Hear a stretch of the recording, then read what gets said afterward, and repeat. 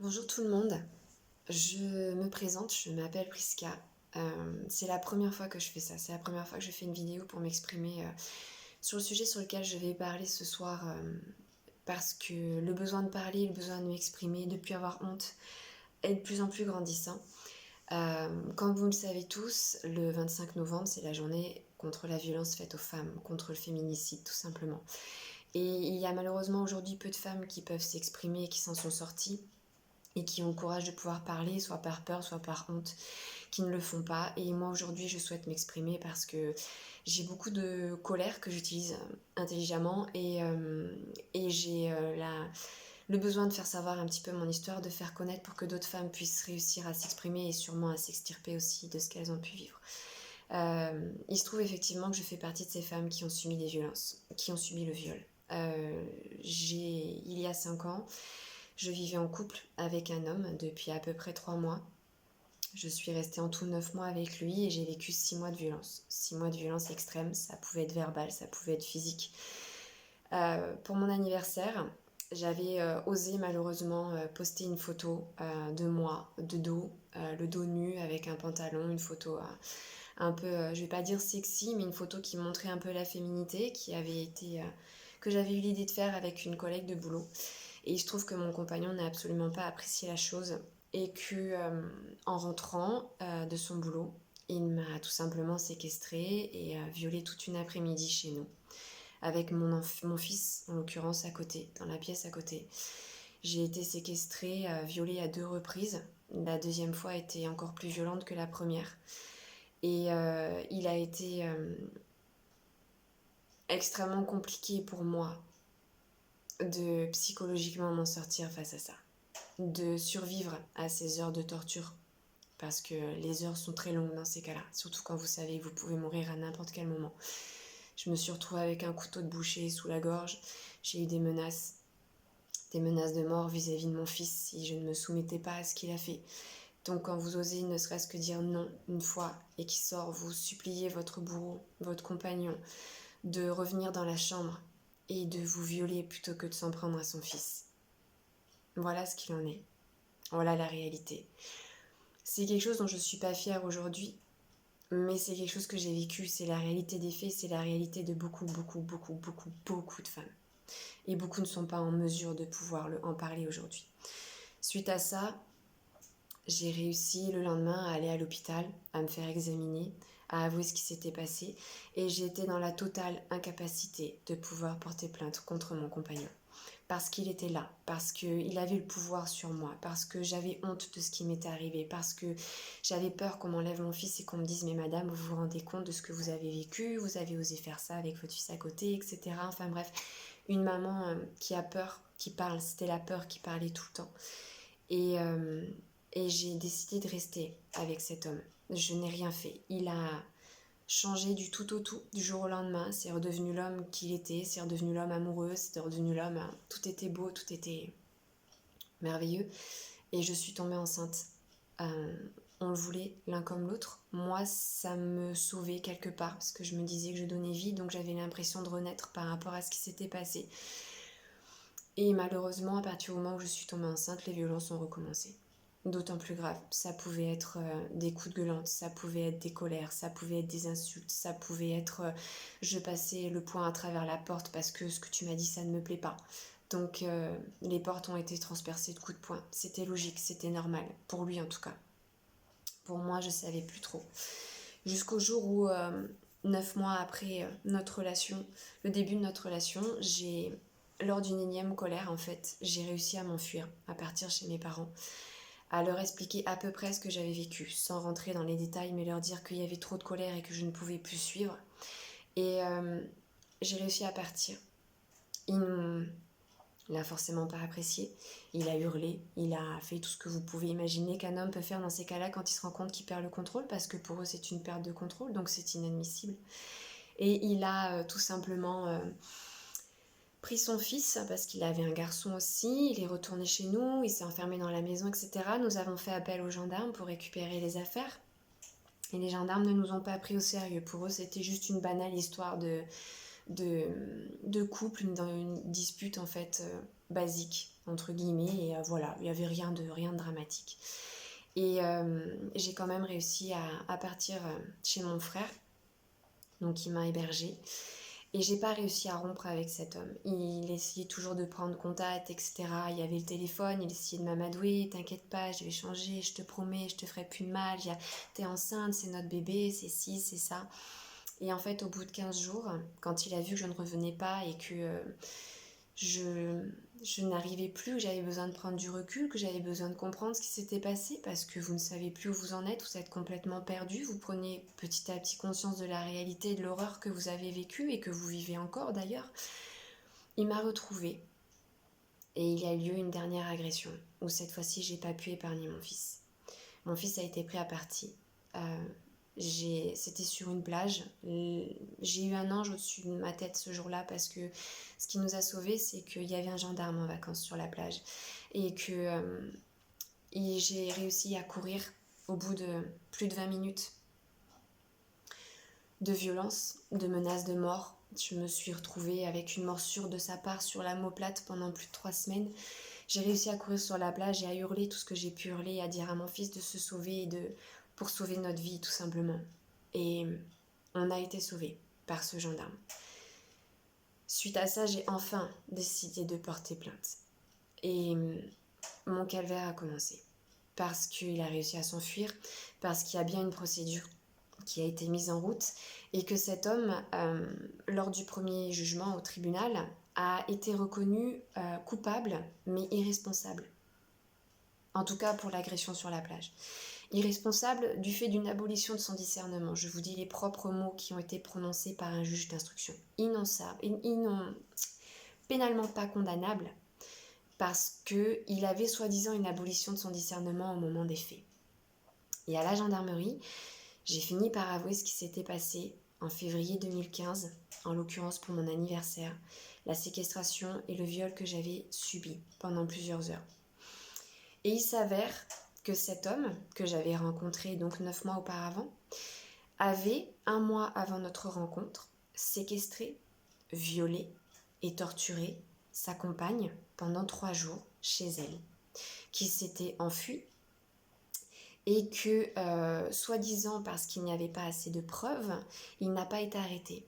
Il a été relâché. Sa compagne a été passée au vu de la justice et par les gendarmes pour quelqu'un de pas stable, quelqu'un qui n'allait pas bien, qui avait une double personnalité, qui n'allait pas. Et il a été relâché. Sa seule peine, ça a été de devoir pointer toutes les semaines à la gendarmerie pour prouver qu'il était bien à tel endroit, là où on vivait en Bretagne. Et je n'étais pas au courant parce que pointer 1 fois par semaine à la gendarmerie, c'est très facile de le faire sans que personne ne se rende compte de rien. Donc je suis tombée dans les griffes de cet homme et ça a été très facile parce qu'au moment où je l'ai rencontré, je sortais d'une relation très compliquée où je venais d'apprendre que l'homme que j'aimais depuis des mois et des mois, en fait, me trompait avec une collègue de boulot. Donc il est arrivé un petit peu comme un chevalier servant, tout beau, tout gentil, tout... voilà. Et je suis tombée dans ses griffes. Et j'étais sa deuxième victime. Et il a fallu attendre que je sois sa deuxième victime, pour que la justice, plusieurs mois après, parce qu'il a été arrêté en septembre 2015, il a été incarcéré pendant 15 jours et il a été relâché. Vous avez bien entendu, il a été relâché. Et j'ai vécu pendant quasiment 7 mois, à savoir qu'il traînait autour de chez moi, à savoir qu'il me cherchait. J'ai perdu du jour au lendemain, du jour où j'ai décidé de porter plainte contre cet homme, j'ai perdu mon emploi parce que je me suis retrouvée dans l'impossibilité et dans l'incapacité de pouvoir retourner à mon travail, de pouvoir vivre dans la maison qu'on avait parce que je ne pouvais pas retourner sur les lieux de ce qui m'était arrivé. J'ai dû prendre la décision d'éloigner mon fils. Ça n'était pas le papa de mon fils, bien entendu, mais d'éloigner mon fils et de l'envoyer vivre chez son papa à 500 km de moi. Et dans la même semaine où j'ai décidé de porter plainte, en fait, j'ai pris la terrible décision d'avorter de mon bébé. Et j'étais enceinte de 4 mois. Ça peut paraître monstrueux ce que je vais vous dire, mais ce bébé me sauvait parce que je donnais vie. Donc j'avais l'impression de revivre avec lui. C'est quelque chose qu'on a beaucoup de mal à se pardonner par la suite. Mais j'ai pris cette terrible décision. Et il m'a fallu à peu près 5 à 6 mois pour remonter, en tout cas psychologiquement. Et le chemin est très long parce que vous voyez, ça va faire 5 ans bientôt. Et je remonte doucement, fièrement, mais je remonte doucement. Aujourd'hui, je témoigne pourquoi? Parce que cet homme, on a réussi à le condamner grâce à sa première victime qui a crié au secours, qui a crié alerte à la justice, qui a dit « Faites quelque chose, il y aura une autre victime ». Et il s'avère que cette autre victime, ça a été moi. Et que le juge d'instruction a fini par reconnaître le nom de mon ex-compagnon sur 2 dossiers similaires, à savoir acte de séquestration, acte de viol et de torture. Et que comme il y avait 2 affaires, on a eu la chance que ça accélère la procédure. Entre guillemets, parce qu'il a fallu 9 mois pour qu'il soit réellement arrêté et il nous a fallu 3 ans de procédure. Il a été condamné il y a 1 an et demi à 13 ans de réclusion criminelle. Aujourd'hui, je me bats pour récupérer des indemnités parce que l'État ne m'a absolument pas aidée. Mais quand je ne vous dis pas aider, c'est pas aider du tout. Du jour où j'ai porté plainte, j'ai perdu, comme je vous ai dit, ma maison. J'ai décidé de rendre la maison parce que j'étais incapable de l'assumer financièrement et de vivre à l'endroit où ça s'était passé. J'ai été dans l'obligation de quitter mon travail parce que psychologiquement, je n'étais pas capable d'aller au travail. C'était terminé. J'ai dû vendre ma voiture parce qu'il me cherchait. J'ai su qu'il me cherchait. Je l'ai retrouvé dans le bas de ma rue. Et quand j'ai appelé la gendarmerie pour leur dire « Il y a un problème, il est en bas de ma rue, je fais quoi ?» etc. On m'a dit « Mais madame, tant qu'il ne toque pas à votre porte, on ne peut malheureusement rien faire. » J'habitais au 4e étage d'un immeuble sans ascenseur. Je vous laisse réfléchir. À moi, la seule solution que j'avais à partir du moment où il était derrière ma porte. Mais l'État et la justice ne pouvaient rien faire. C'est normal. On va dire que c'est normal. Et j'ai tout perdu. Financièrement, j'ai complètement plongé. Psychologiquement, j'ai réussi à me faire suivre par un psychologue pendant 6 mois, ce qui m'a à peu près aidée. Et j'ai dû ensuite, moi, apprendre à remonter toute seule. Je vous explique pas trop, je pense, les phases par lesquelles on peut passer dans ces cas-là. Vous passez par des phases où vous avez des jours où vous avez envie de mourir. Parce que vous avez une douleur à l'intérieur de vous qui est juste inexplicable, qui est juste inextricable. Et vous avez envie de mourir parce que vous avez tellement de haine, vous avez tellement de colère, vous avez tellement de rage en vous que vous ne pouvez pas exprimer parce que la justice est lente, parce que l'État ne vous aide pas. Quand j'ai demandé de l'aide à l'État, ne serait-ce que financièrement, pour trouver un logement, pour pouvoir m'éloigner de tout ça, pour pouvoir trouver un endroit où je pouvais me poser simplement pour m'apaiser, avoir un chez moi tranquillement et me sentir en sécurité, on m'a dit mais madame, vous avez trop gagné votre vie il y a 2 ans en arrière, vous gagnez bien votre vie à l'usine, pourquoi vous n'êtes pas resté malgré ce qui s'est passé? Pourquoi vous n'avez pas repris un travail malgré ce qui s'était passé? Voilà quelle a été la réponse de l'État. Ma seule porte de sortie, ça a été l'organisme du CIDFF, qui est basé à Lorient. Je suis tombée sur une conseillère qui était merveilleuse, qui a plus cru en moi et en mes capacités de m'en sortir que moi-même. Je suis quand même passée par des phases de souffrance qui ont été extrêmes, des jours où je pouvais m'enfermer, des jours complets chez moi enfermés dans le noir, à pas pouvoir parler, pas pouvoir m'expliquer, à pas pouvoir manger parce que la douleur est là, la douleur est présente et que vous ne pouvez pas vous en enlever. Vous ne pouvez pas vous extirper de ça. C'est en vous. Et il faut trouver une force intérieure, mais juste phénoménale, de vous lever, de sortir, de rencontrer du monde. Et j'ai réussi petit à petit à le faire. Ça a été extrêmement long, mais j'ai réussi petit à petit à le faire. Aujourd'hui, ça va faire bientôt 5 ans que ça s'est passé. J'ai refait ma vie. Ça fait 2 ans que je vis avec un homme qui est merveilleux, qui me permet de guérir, qui me permet de m'assumer physiquement, de retrouver une vie sereine. J'ai récupéré mon fils également il y a 2 ans. Ça fait 2 ans qu'il vit de nouveau avec moi parce que je m'en suis sentie capable psychologiquement, parce que le papa de mon fils a été extrêmement compréhensif par rapport à ça. Et que je suis passée par des méthodes comme l'hypnose, comme l'EFT, comme la PNL. Aujourd'hui, je suis sur la PNL qui me fait énormément de bien. J'ai fait le deuil pour la première fois depuis 5 ans. J'ai fait le deuil de mon bébé il y a seulement 1 mois, grâce à la PNL. Ce qui me permet d'avancer un peu plus dans le chemin de ma guérison. C'est extrêmement long. Pourquoi je témoigne aujourd'hui? Parce qu'on entend trop de femmes. Comme on arrive à la fameuse journée du 25 novembre contre les féminicides, forcément on entend de plus en plus de statistiques. Aujourd'hui, je vous parle, on est le 20 novembre, on est à 136 féminicides en France.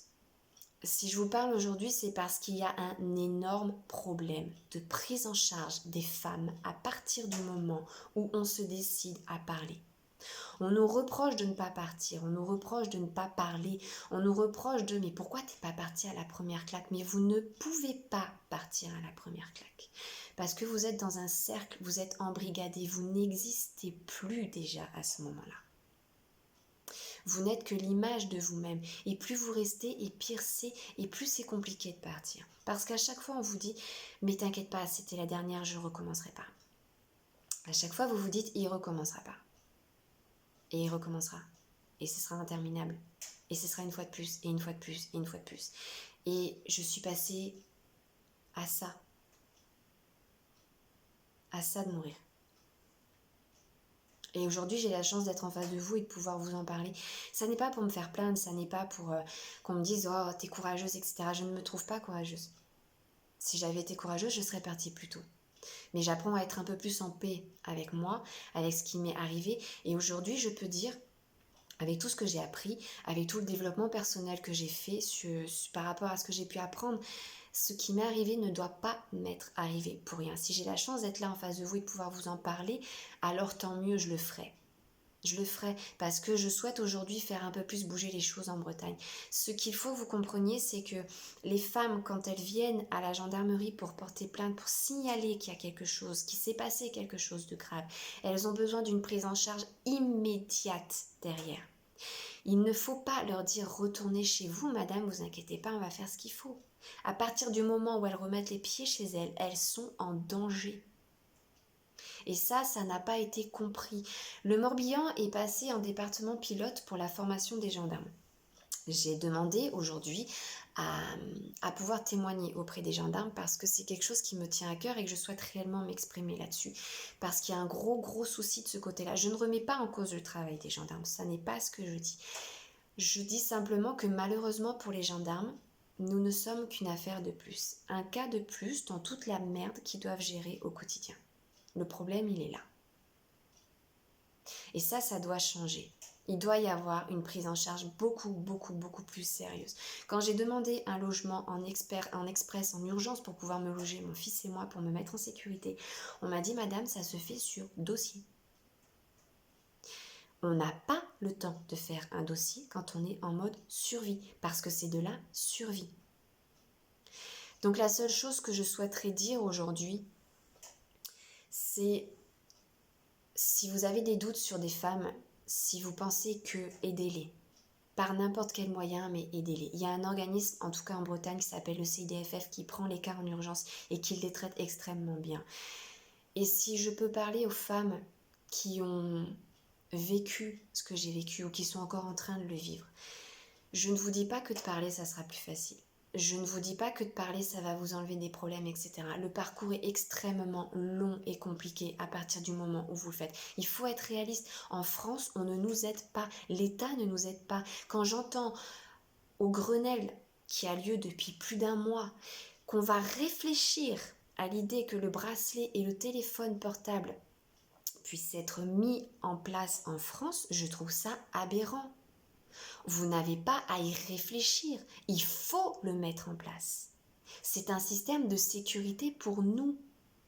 Et ça n'est pas entendu, je trouve ça aberrant ce qui se passe en France. À partir du moment où on ouvre la bouche, on est en danger, peut-être encore plus que si on retourne chez nous auprès de nos agresseurs, de nos compagnons, de ces hommes qui nous font souffrir et qui se nourrissent de notre souffrance. Mais si je peux dire quelque chose pour terminer, c'est que ne vous taisez pas, parlez. Parce que ces hommes nourrissent leur force de notre silence. À tous, que ce soit aussi bien des témoins, des membres de la famille que des personnes extérieures, que de nous-mêmes les femmes qui sont violentées. Oui, c'est dur, extrêmement dur. Le parcours qui vous attend est extrêmement compliqué, mais je vous jure que ça en vaut la peine. Je vous jure que ce que vous pouvez construire derrière en vaut la peine. De plus en plus de femmes parlent, de plus en plus de femmes montrent des dents et expriment les problèmes qu'il y a en France. Et je serai maintenant une de plus. Mais si vous pouvez faire quelque chose, parlez. Parlez, ouvrez votre bouche et appelez à l'aide. Il y a des organismes, il y a ce qu'il faut. Il faut juste avoir le courage de le faire et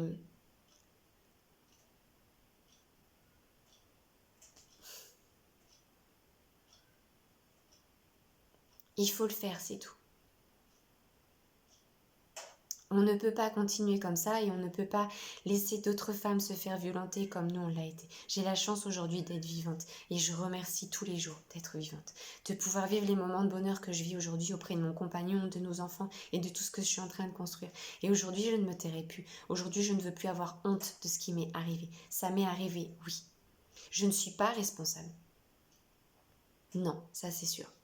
Et aujourd'hui, je ferai en sorte que les choses bougent un peu plus, même beaucoup plus en Bretagne, et je vais pouvoir parler, je vais pouvoir m'exprimer. Et si on est tout à faire ça petit à petit, un grain de sable par un grain de sable par un grain de sable, ça va faire bouger les choses. Voilà, c'est pas les paroles d'une militante que vous avez. Je tenais à m'exprimer en toute simplicité et authenticité. Ce sont les paroles d'une femme, ce sont les paroles d'une maman, ce sont les paroles d'une compagne. Et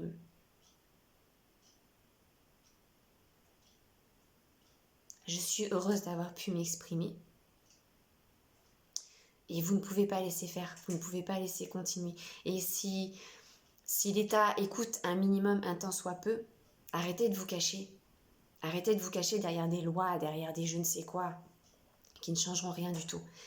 Mais faites des choses concrètes. Pour une fois, faites quelque chose de concret. C'est peut-être un peu virulent ce que je vais dire, mais sincèrement, pour une fois, faites quelque chose de concret. Merci.